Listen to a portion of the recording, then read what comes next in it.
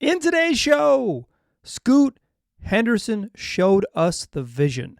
The best version of the Trailblazers' young point guard was on full display Wednesday evening against the Kings. Let's talk about what the best version of Scoot can look like going forward. Welcome to Locked On Blazers. Let's get into it.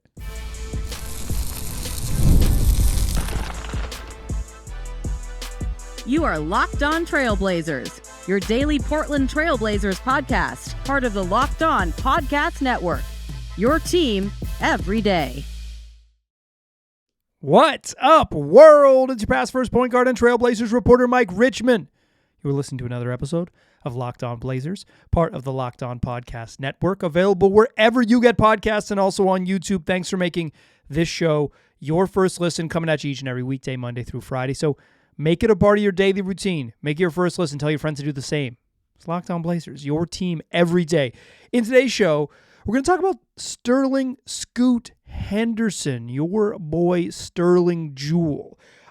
I think unequivocally the best version, or at least the vision of the best version of Scoot with the Blazers was on display Wednesday against the Knicks. What the best version of Scoot will look like was right there in front of you. You can see it on the court. And I think for the first time, it was, at least to one podcaster, abundantly clear what the best version of the young point guard will look like. I want to talk about that, where we've seen Scoot grow and what we saw Wednesday, and why that gives me personally a clear vision, a clear look into what could potentially be coming in the future for Scoot.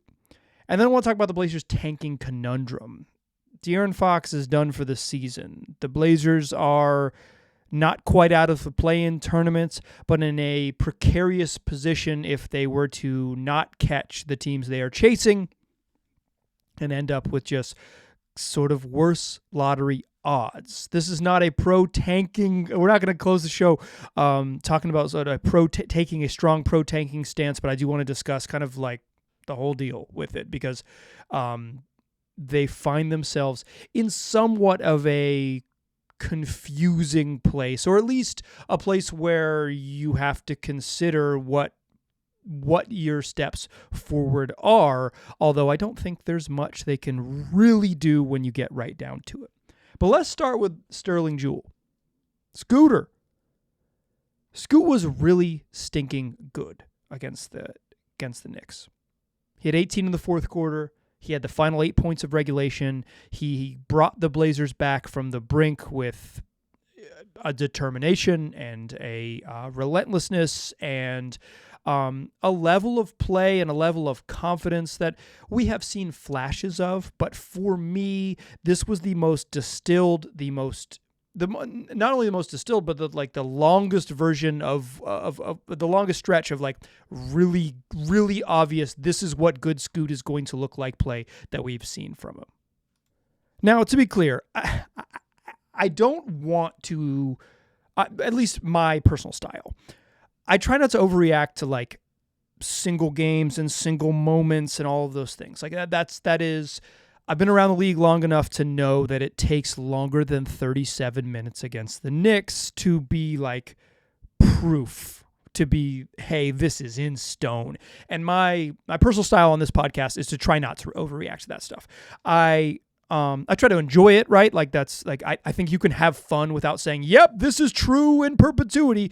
But like, so I don't know if Wednesday, when Scoot has 30 points against the Knicks and 18 in the fourth quarter and 20 in the fourth quarter in overtime because he had another bucket in OT, like I don't know if that's proof of concept. But I do know that it is clearly the vision. Clearly and plainly the vision of what the best version of Scoot Henderson will look like. If Scoot reaches his highest highs, boy, is it going to look a lot like what it looked like on Wednesday. Some of that is just like, obviously, like I am subject to the things that I see in front of me, right? Like I saw him score 30 points. I was in the arena. I felt the enjoyment that Blazer fans took from Scoot shoot, I enjoyed that game. I said it was the most entertaining game of Scoot's career. It was just a whole bunch of fun, right? I'm not able to entirely divorce myself from the things that I saw, but I am attempting to be both hopeful, pragmatic, and also not a prisoner of the moments all at the same time. And the way my brain works, and I think if you're a long time listening to the program, you know how my brain works. I kind of go to the median with this stuff. I try not to say this player was bad and they suck. And I try not to say this player was bad and they're good, or this player was good and they're great forever. I try not to do that, particularly with young players, because development is neither linear nor guaranteed. My brain, the way sort of I process things, is thinking about what, as I take in more information, and I'm very comfortable saying, hey, this is what I thought, and now I think a new thing, and I'll walk you through that in a moment. But like, my brain goes to the median, right? I don't say like, when I look at, I think some folks, and I'm trying not to straw man here, I'm just trying to explain my brain. But like, I think some folks see a guy play really well and they say, okay, well, what's his best possible outcome? And then they start thinking about top tier 95% scenarios. My brain never does that. And you might call me a hater for that, and that's fine. That might make me a hater, quite frankly. But like, the way I think about players is more like, based on what we've seen and based on what you can project in the future, what's like a likely median outcome? Because most players hit a median outcome, right? Like not everyone hits the top of the top of the top of the top of their outcomes. So for a long time, like, I was a really big believer of Scoot as a draft prospect. I thought he was going to be, and if you can go back and listen to the shows. I said that a reasonable expectation for Scoot heading into his rookie season would be someone who makes an all-star team, if not an all-NBA team, on his rookie contract. That seems pretty unlikely now that we're 2 years into the Scoot experiment, right? Seems pretty unlikely he's going to be an all-star in year 3 or 4, but certainly hasn't been ruled out yet. Hasn't played those games yet. Seems even more unlikely all-NBA because it's even harder to get. But like, But that was my expectation, is that a guy drafted in his slot, up top 3 in the draft, young guards, is like, even if they struggle in year 1, but like, it is a reasonable expectation they could be all-stars on the rookie deal. That is kind of what I thought for Scoot. And I said, these are lofty expectations, but I believe those should be placed on him, and that he's earned, with the quality of prospect that he is, earned that type of, earn that sort of type of pressure. So I was admittedly a pretty big Scoot believer. Like, I'd seen him play part of one summer league game and some G League clips. I watched him play those one in the game against Victor Wembanyama, and then the second game against Vic when he got hurt. But like, I hadn't seen a ton of him, but I was a pretty big believer. And then his rookie year, it just changed so quickly. It became clear that he just wasn't that caliber of player yet. He was bad his rookie season. Like, I'm comfortable saying that. And so based on the available information to me, I said I was probably putting expectations of Scoot that were too high, right? And it went from high hopes to yikes pretty quickly. He closed his rookie season strong, but even then, like, there were some moments when it was like, yeah, okay, in a pretty good game, but he had these issues here and there. So like, for me, it was like, yeah, I think Scoot, from a big struggle to less struggling. But year 2, I think what changed for me was like, I'm willing to say like, hey, like, I thought he was going to be good. He wasn't quite that good. My expectations have changed. And in year 2, it was a little bumpy to begin the season, but I thought, for me, if you're thinking like with my median outcome brain, I'm thinking like, I've seen enough positive stuff from Scoot to be very comfortable this year in year 2, thinking that Scoot is going to be an NBA starter, right? Like I have no problem. Obviously, there's high-end outcomes and low-end outcomes with that, but like, again, median brain, I'm thinking like, yeah, this is an NBA starter. Like, he's shown enough. And if the statistical output he had in this season in year 2 was what he had in year 1, nobody would be worried about him. You would be worried about him. You'd be like, he's a promising young guard with some things that he's not good at, and if he improves those things, he can be really good. But the year 1 existed, and so like, so in this season, I have felt much more comfortable saying like, hey, Scoot's going to be fine. Like, he's clearly an NBA point guard. I think there are some very obvious paths to him being a starting NBA point guard, and there's some very obvious paths to him being a pretty good starting NBA point guard. There's obviously outcomes when he's way better than that and outcomes when he's way worse, but like, again, median brain, I'm thinking like, based on what we've seen through the first 65, 70 games, I am very comfortable saying Scoot is going to be an NBA starting guard. Like, he's going to be, and what caliber he gets to, we'll see, but like, he's going to spend a long time in the league as a starting point guard. And I think that's kind of where I changed this season. There were some moments when he's been better than that. There's been some moments when he's been worse than that. And the Knicks game happened on Wednesday. And for me, that game was the first time that I looked out at Scoot Henderson and said, that's what it's going to look like.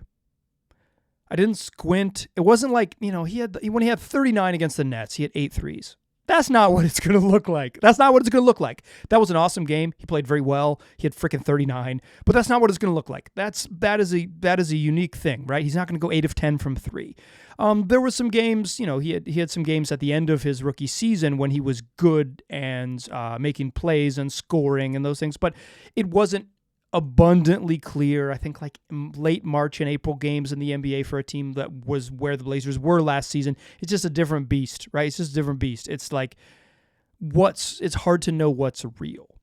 Against the Knicks in a scrappy game against a playoff level team, certainly missing a player. I'm not trying to I'm not trying to erase Jalen Brunson or whatever, but like, it was a very competitive game, an entertaining game, a scrappy game, at times a gross game, kind of a game where you had to like get it out the mud on both ends. I looked out on the court and I said, when Scoot Henderson is good, when he's a good NBA player, and he's a good NBA player every night, and he's maybe even better than a good NBA player every night, it's going to look like that. And for me, Wednesday against the Knicks was the first time that I have clearly seen that. And it wasn't just about the box score. It was about the how. Let's talk about the how in the second segment, because I think that's key to Scoot's growth. Not just what he did, but how he went about it. Join me in that second segment, won't you? First, though, let's talk FanDuel. Y'all, it's here. The NCAA tournaments, both for the men and the women, are upon us. March Madness has arrived, and FanDuel is giving you a chance to get in on the action like never before. Right now, new customers, you get $200 in bonus bets when your first $5 bet wins. That's $200 to use on everything, from buzzer beaters, Cinderella stories, and even who's cutting down the nets. So you might have your eyes on a couple favorites, probably not the team with the Gothic architecture that plays in Durham, North Carolina, but maybe some others. You might even be picking out some underdogs, like a plucky upstart institution that wears light blue, located in central North Carolina, about 8 miles away from that one school in Durham. Or you might just want to stay in on the action, watch some games, get in where you fit in. Well, FanDuel's going to make it easy for you to do exactly that with their easy-to-use app. And if you win, you get your payouts quickly. Plus, if you get in on that action now, there's $200 in bonus bets potentially waiting for you. So visit FanDuel.com and get in on college hoops action all tournament long. All right. Scoot had a 30-piece against a playoff caliber opponent. He had 18 in the fourth quarter. He had the final 8 points of regulation. And I know in some ways it is impossible to divorce 37 minutes against the Knicks from like the larger picture. And I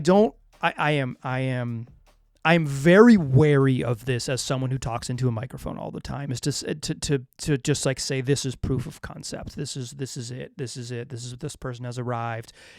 All you got to do is exactly this. All you got to do is score 30 every night, right? Like I think it's just like, I'm very wary of it, right? Because it's just the way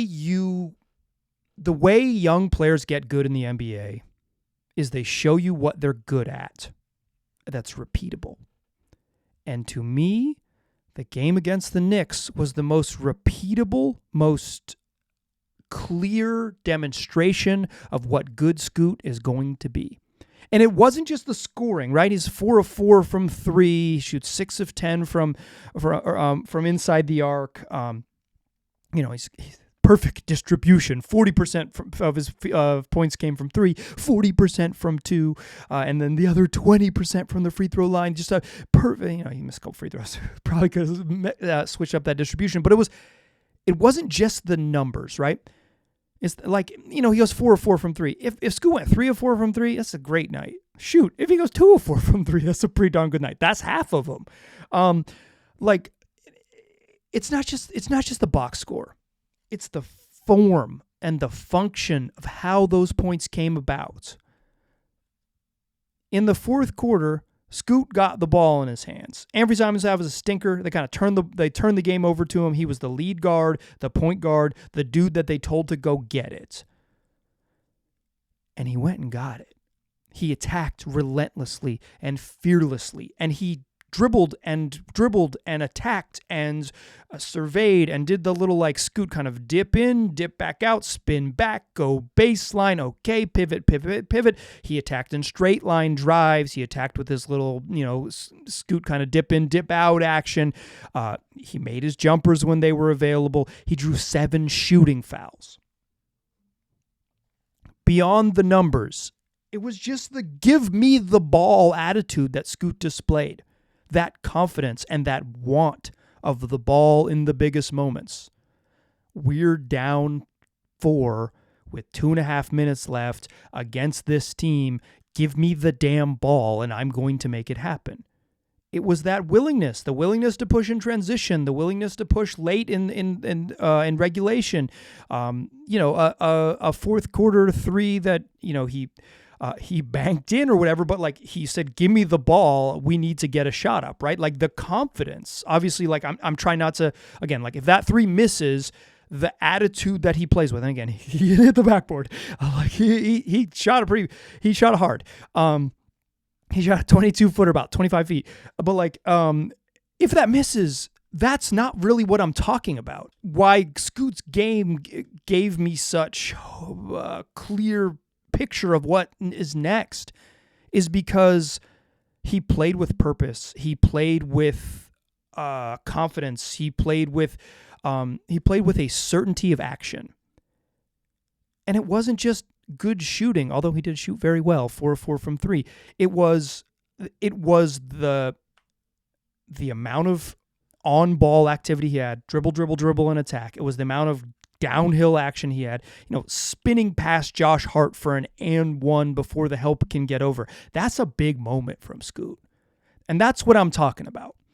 It's not just the points. It's not just the box score. It's not just things you can count. It's not just the ball went in. It was that he wanted the ball in the big moments. Because Anthony Simons was out of the game because he had a stinker, he was given the ball in the big moments, right? There wasn't a who's going to initiate here. It was a Scoot is the point guard, let him go. He wanted the ball, they gave him the ball, and he delivered downhill at the rim. The Scoot that was promised to us was this athlete who could get to the rim and do things, and that's who played against the Knicks. Whether or not that person shows up forever into the future is a question that will be answered by Scoot. What I am saying here and what I'm selling you on in the first 20 minutes of this particular program is that if Scoot reaches his highest highs, it's going to look like that. It is not, in my opinion, going to look like someone who makes 8 of 10 threes. It is not probably a guy who plays off the ball a little bit, toggling with another point guard. It is going to be a dude who gets the ball, who attacks, and at crunch time, it's in his hands as a lead guard who gets to make decisions. I had mentioned in a prior podcast that Scoot sort of profiled early in his career as this quality pass-first point guard. And that there is, as a pass-first point guard myself, there is virtue in being a playmaker. And some of Scoot's best plays as a young man in this league has been a live dribble, one-handed whip pass from the right-hand side to the left corner. Whoo, boy, not too many folks can make that pass. But as I mentioned in that show and I mentioned here, the best version of Scoot, the Scoot Henderson who starts and wins and is a very good player on a very good team, absolutely, positively has to score. Point guards who can't score in the NBA, pass-first point guards, are known as backups. Shout out to my man Tyus Jones. If you are going to be a high-level guard in this league, a high-level lead guard in the modern NBA, you have to be able to score. And Scoot has kind of unlocked his ability to do that this year, to be certain. But the way it's going to look in my eyes was on display Wednesday against the Knicks. The vision of Scoot was clear. Scoot showed it to us. He gave us the vision of the best version of himself. The quest for him is to reach it all the time and forever. But when Scoot gets good, it's going to look like that. In the third segment, I want to talk about where the Blazers are. Because where they are is a team good enough to win games, but in danger of winning like one too many game. And by in danger, I mean the NBA has a weird incentive system. Let's talk the conundrum the Blazers find themselves in the third segment. Join me there, because Scoot is going to keep hooping. And if Scoot keeps hooping, the Blazers might keep winning. And if they keep winning, some numbers get smaller, and those numbers are ping pong ball related. Join me in that third segment, won't you? First, though, let's talk about Monarch money. If you are, tracking your bank account or even just looking at it, you might say, where did all my stinking money go? But doing dining out, online shopping, entertainment, and living your life, it's easy to lose track. That's where Monarch Money comes in. It's your personal CFO, giving you full visibility and control over your finances. Monarch Money isn't just a budgeting app. It's a complete financial command center. You can track all your accounts, investments, and spending in one place, so you're just going to stop just managing your money and start building your wealth. You can quickly track all of your expenses by line item. So find out how much you're spending on food delivery, find out how much you're spending on groceries, find out how much you're spending on going to see your favorite films. Plus, instead of juggling multiple apps, Monarch is going to be able to help you check your finances and track your spending, and even have all of your long-term financial goals planned right out in front of you from all of the places your money might live. It's making managing your money smooth, and it's the partner to help you keep things on track. So all of your personal accounts are in one spot and your goals are clear. Take control of your finances with Monarch Money. Use that code LOCKEDONNBA at monarchmoney.com for 50% off your first year. That's monarchmoney.com, and the code is LOCKEDONNBA for half off your first year. Still pass first point guard. Still Mike Richmond. You're still listening to the Locked On Blazers. Scoot's going to be hooping. He's going to be hooping. You can count on it. And the Blazers got some winnable games coming up. The Raptors and Wizards coming to town. The Blazers have shown us over the last closing in on 2 months since the calendar flipped to the 42nd game in late January 19th onward, the true halfway point of the season. The Blazers they have not lost to teams below 500. No team has come into their building or the Blazers have gone into their building with a below 500 record and beaten the Portland Trail Blazers since January 19th. They're 9-0 against teams below 500. The Raptors stink. The Wizards stink. Neither of those teams are necessarily prioritizing victories, although the Raptors are in this spot where they don't really, what are you doing? Although I think they have leaned in more recently into believing that losing is important, but I think among the teams, the Raptors have kind of straddled the line more so than some at the bottom of the standings. I think the Blazers are going to win their next 2 games. I think they're better than those 2 teams. And if they do, it continues a stretch for them where they've taken care of business against good teams. They've hung, or against bad teams. They've hung and then lost against good teams. Obviously, they had a stinker against OKC, but that game was in the balance with 5 minutes left. They came back and made it close against Boston when the Celtics were running off on them. They were in overtime against the Cavs. They were in overtime against the Knicks. Obviously, they've lost 5 in a row, and I believe 6 of 7. But you've watched them. If you have watched them, they've been competitive, right? They're not a team that rolls over and dies right now, and they take care of business against bad teams, which means they're likely to climb up in the standings. Which means when you climb up in the standings, your opportunity to get ping pong balls in a lottery system diminish slightly. The NBA incentivizes losing. They don't want to. They fined the Utah Jazz for $100,000 for resting Lauri Markkanen in games in March when he was healthy enough to play. But here's the thing. The Jazz are deeply incentivized to lose games, and if $100,000 is the price of getting a top draft pick, they will gladly pay it. Certainly it's bad. I think tanking is bad. But like the NBA's got a system, and that's the system. And the Blazers are kind of caught in this weird system because they're chasing nominally a play-in spot, but it's hard to get there. As we sit here today, I'm recording this on Thursday evening. The final game of the NBA day has not wrapped up. Kings-Warriors is in the fourth quarter as I record this, but those teams aren't going to impact the standings directly, although obviously they will impact the standings to some extent. But the Blazers are 5 back of the Dallas Mavericks, who are in 10th place. They're 2.5 back of the 11th place Spurs, and they're a half game behind the San Antonio Spurs. The Spurs are likely headed down the standings. It was announced today by the team that De'Aaron Fox will have surgery on next Tuesday on his pinky, and he is out for the remainder of the season. His year is done. Victor Wembanyama's year is done. The Spurs, already a not particularly good team at 27 and 37, now missing their 2 best players. Peace. That is a team heading down the standings. The Suns are just bad. They're a bad basketball team. When the Suns played that set of 2 games, I believe it was a Saturday and a Monday here in Portland, my takeaway from watching those 2 games were like, yeah, that team's not good. That's not a good basketball team. And this Phoenix, pretty much since then, has continued to be real extra stinky. They're 30 and 36. That's not a good basketball team.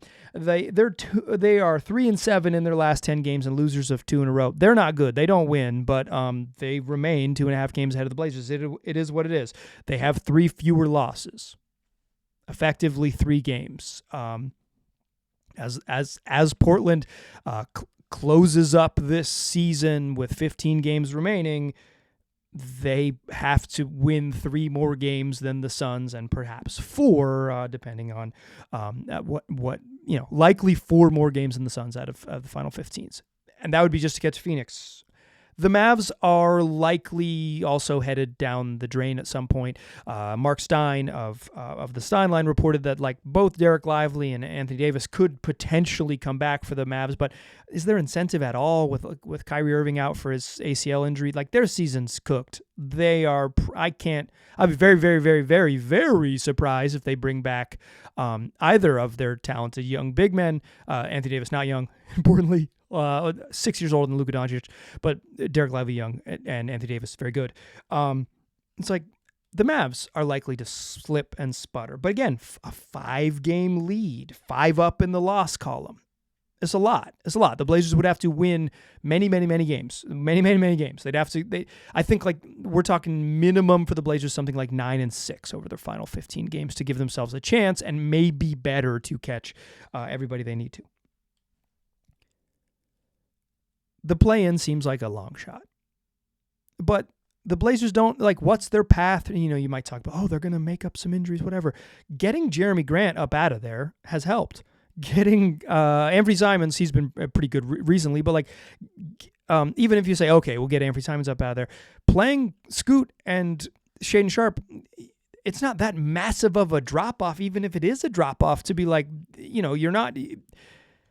Those dudes play a lot anyways, and the Blazers have been pretty effective with those dudes playing a fair amount recently, in the very least. Unless you're going to just like make up an injury for Deni Avdija and Toumani Camara and like give this team like a whole bunch of Ryan Rupert and Chris Murray, which they just absolutely haven't shown any appetite to do whatsoever. If you play the youngsters, which is the whole point of the season anyways, shutting down Scoot and Shaedon Sharpe and Donovan Clingan would be a crime, in my humble opinion. You're just going to be competitive, which means that like the Spurs are probably going to slip below you. And there's a world in which the Blazers, who are a game back in the loss column from Chicago, climb ahead of the Chicago Bulls while the Bulls make the freaking play-in the East because the Eastern Conference is a joke. But that's the conundrum. Portland is relatively unlikely to make the play-in, unless they take off and win a whole bunch of games, but relatively unlikely to play the play-in just because of the math, and in danger of in quote-unquote danger of climbing up the standings. But the difference of where they are now in 8th, 2 games up in the loss column. Excuse me, they have 2 more losses than the Spurs. Up and down with the tanking stuff, a little confusing. They have 2 more losses than the Spurs, but the Spurs are kind of shutting things down. The Spurs are in 9th. If the Blazers slip from 8th to 9th, their percentage of getting a top 4 pick drops from 20 to 20%. But if they drop from 8th to 10th, their percentage, the likelihood, the sort of the odds, and it's the math. There's no ethical tanking gods to save you. The math is the math. It's probability. You drop from the 26.3% chance of getting a top 4 pick at 8th to 13.9% at 10th. Basically half as likely. That is significantly worse. Obviously, like, you know, you're talking about a 6% chance of the top pick versus a 3% chance of the top pick. 50% worse. 6% is a low number. 3% is even lower. Is half as likely. The drop from a 26% chance at a top 4 pick to we'll call it 14% chance at a top 4 pick. It's 13.9. That's enough. That is enough of a decrease to like there be real incentive for the Blazers to lose. And that's the conundrum. The young guys are in the lineup. The young guys are playing pretty well.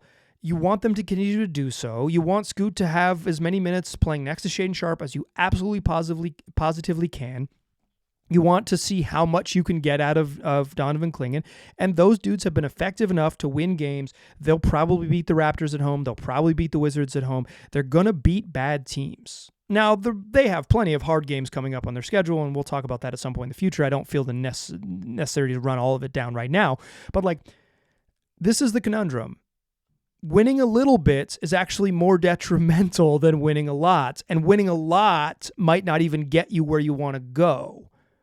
I'm not even saying they need to pull the plug. I'm just saying they find themselves in a tricky place because their incentives are to develop their youngsters. And what their youngsters have shown is like, yeah, like Denny Avdia and Toumani Camara are under 25. Donovan Clingan is 21. Scoot and Shea are, under 22. It's like if you play those dudes, you might be competitive. You played those guys for the last 7 minutes against the Knicks, and they were pretty freaking competitive.